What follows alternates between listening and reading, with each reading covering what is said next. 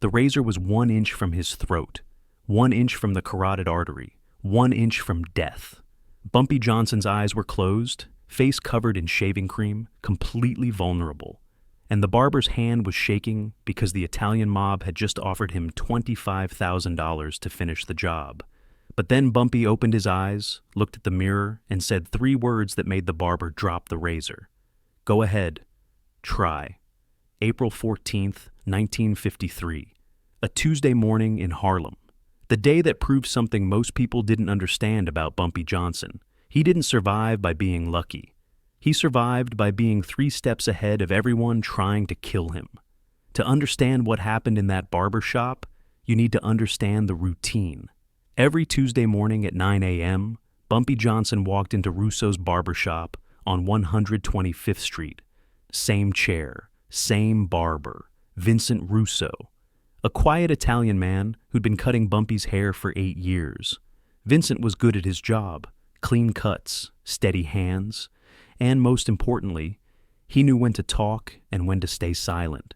In Harlem, a barber who kept his mouth shut was worth more than gold. The routine never changed. Bumpy would arrive exactly at 9 a.m. Vincent would have the chair ready, hot towel warming, straight razor sharpened. 30 minutes later, Bumpy would walk out looking sharp, leave a generous tip, and disappear into the Harlem streets. 8 years, every Tuesday. No problems. Until March 23rd, 1953, 3 weeks before the razor incident. That's when 2 men in expensive suits walked into Russo's barbershop after hours. They weren't there for a haircut. One of them was Anthony Tony Provenzano, a captain in the Genovese crime family. The other was his enforcer, a man known only as the Butcher. Vincent was sweeping the floor when they entered. He froze. Nobody just walked into your shop after closing time unless they wanted something. And when mobsters wanted something, saying no wasn't an option. Tony Pro sat in Bumpy's chair. The message was clear. Vincent, you've been doing good work here. Real good work. We respect that. Vincent nodded, didn't speak. But we need you to do something for us. Something important. Tony Pro leaned back, gestured to the Butcher, who placed a leather briefcase on the counter. Bumpy Johnson comes here every Tuesday, right? Vincent's stomach dropped. Yes. Next time he comes, we need you to make sure he doesn't leave. Tony Pro opened the briefcase. Inside were neat stacks of $100 bills. $25,000. All yours. One quick cut. Nobody will ever know. Vincent stared at the money. $25,000 was more than he'd make in 5 years. He could pay off his debts, move his family out of the city, start over somewhere safe. But this was Bumpy Johnson, the man who'd protected his shop from extortion, the man who'd helped his sister when she got sick, the man who'd never once disrespected him. I don't know if I can do that, Vincent whispered. The Butcher stepped forward, cracked his knuckles. Let me explain something to you, Vincent. You got 2 choices. You take this money and do the job, or you don't, and we make sure your wife and kids pay for your mistake, your call. Vincent looked at the money, looked at the Butcher's cold eyes. He thought about his family, about survival, about having no choice at all. Okay, Vincent said quietly. I'll do it. Tony Pro smiled. Smart man, next Tuesday. Make it look like an accident. Shaving cut gone wrong. It happens. He stood up, straightened his suit. The money will be delivered Monday night. Do the job Tuesday morning. By noon, you and your family are on a train to Chicago. New life, new name. We take care of everything. They left. The door closed. And Vincent Russo stood in his empty shop, staring at his hands, knowing he'd just agreed to murder the one man in Harlem who'd ever treated him with respect. What Vincent didn't know was that Bumpy Johnson already knew everything, because the shoeshine boy across the street, a kid named Marcus, worked for Bumpy. And Marcus had watched 2 well-dressed Italians enter Russo's barbershop after hours. He'd written down the license plate of their car. He'd reported it to Bumpy's people within an hour. By the next morning, Bumpy knew exactly who'd visited Vincent, and he knew why. Most men would have killed Vincent immediately, sent a message, made an example.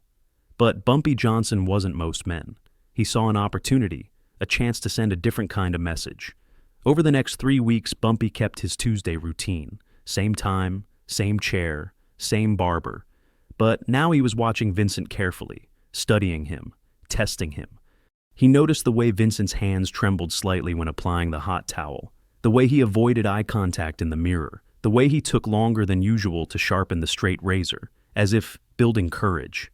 Bumpy said nothing, just sat there, patient, waiting. Monday, April 13th, the night before the scheduled hit, Vincent received a package at his shop. Inside was the $25,000, along with a note, "Tomorrow, don't fail us." Vincent didn't sleep that night. He sat in his kitchen, staring at the money, thinking about his wife sleeping upstairs, his 2 kids in their beds. He thought about Bumpy Johnson, about loyalty, about survival.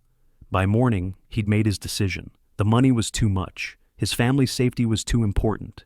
He would do it. April 14th, 1953, 9 a.m. Bumpy Johnson walked into Russo's barbershop exactly on time. Vincent's hands were already shaking. "Morning, Vincent," Bumpy said, removing his hat. "Morning, Mr. Johnson." Vincent's voice cracked slightly. Bumpy sat in the chair. Vincent prepared the hot towel, his movements mechanical, rehearsed. He placed the towel over Bumpy's face, covering his eyes, his nose, leaving only his mouth exposed. This was the moment. Bumpy was blind, vulnerable, trusting. Vincent picked up the straight razor. His hand trembled as he opened the blade. The steel caught the morning light. Sharp, deadly. One quick motion across the throat, and it would be over. He positioned himself behind Bumpy, raised the razor. Bumpy's neck was exposed, the carotid artery visible beneath the skin. Vincent took a breath, moved the razor closer, 1 inch from Bumpy's throat, 1 inch from death. His hand was shaking so badly now, he could barely hold the blade steady. Sweat dripped down his face. His heart pounded in his chest. "Do it! Just do it! 1 cut! Save your family!" The razor moved closer, 1/2 inch now. That's when Bumpy's eyes opened beneath the hot towel. And even though Vincent couldn't see them, he felt them, watching, knowing. Bumpy reached up slowly, removed the hot towel from his face. His eyes locked onto Vincent's reflection in the mirror. Not angry, not afraid, just calm, knowing. "Go ahead," Bumpy said quietly. "Try." Vincent froze. The razor was still raised, still close to Bumpy's throat. But now Bumpy was looking right at him, right through him. "You think I didn't know?" Bumpy continued, his voice steady. "You think I didn't know the moment Tony Pro walked into your shop 3 weeks ago?" Vincent's hand started shaking worse. The razor slipped slightly in his grip. "I knew, Vincent. I've known for 3 weeks. Every Tuesday I came here, I knew you were supposed to kill me, and I came anyway." "Why?" Vincent whispered, tears forming in his eyes. "Why would you do that?" Bumpy turned in the chair, facing Vincent directly now. "Because I wanted to give you a choice. Not the choice Tony Pro gave you. A real choice." He stood up slowly. Vincent stepped back, still holding the razor. "Tony Pro told you to kill me, or he'd hurt your family, right?" Bumpy asked. Vincent nodded, couldn't speak. "Here's what he didn't tell you. If you killed me, he was going to kill you anyway. Can't leave witnesses, Vincent. You'd be dead within 24 hours. Your family would get nothing." Vincent's face went pale. The razor dropped from his hand, clattered on the floor. "But here's your real choice," Bumpy said, his voice softer now. "You can pick up that razor, try to kill me, and see what happens. Or you can tell me where the money is, give it back to Tony Pro, and I'll make sure your family is protected, really protected." "They'll kill me," Vincent whispered. "If I don't do it, they'll kill me and my family." "No," Bumpy said. "They'll try, but they'll have to go through me first. And nobody goes through me, Vincent. You should know that by now." Vincent collapsed into the chair, put his face in his hands. "I'm sorry. God, I'm so sorry, Mr. Johnson. I didn't want to do it. They threatened my kids, my wife. I didn't know what else to do." Bumpy placed a hand on Vincent's shoulder. "I know. That's why you're still breathing. But now you need to decide. Are you with them or are you with me?" Vincent looked up, tears streaming down his face. "You. I'm with you. I've always been with you. Bumpy nodded. Good. Here's what's going to happen. You're going to call Tony Pro right now. Tell him the job is done. Tell him Bumpy Johnson had an accident during his shave. Tell him I'm dead. Vincent's eyes went wide. But do it. Make it convincing. 10 minutes later, Vincent made the call. His voice shaking, he told Tony Pro that Bumpy Johnson had bled out in the barber chair, that it was over, that he wanted his family picked up immediately.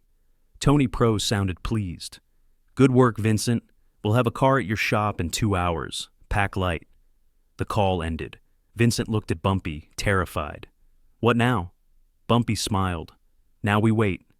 2 hours later, a black Cadillac pulled up outside Russo's barber shop. The butcher stepped out, walked to the door, knocked 3 times. Vincent opened it, pale and shaking. The butcher walked in, looked around. Where's the body? In the back room, Vincent said quietly. I didn't know what to do with it. The butcher walked toward the back room, pushed the door open. The room was empty, except for Bumpy Johnson, sitting in a chair, very much alive, with 5 armed men standing behind him.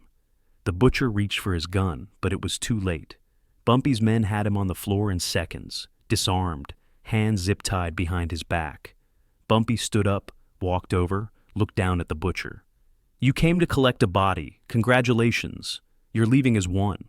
He turned to Vincent. Get your family, pack what you need. You're moving to a safe house in Sugar Hill. My people will protect you. Tony Pro won't touch you.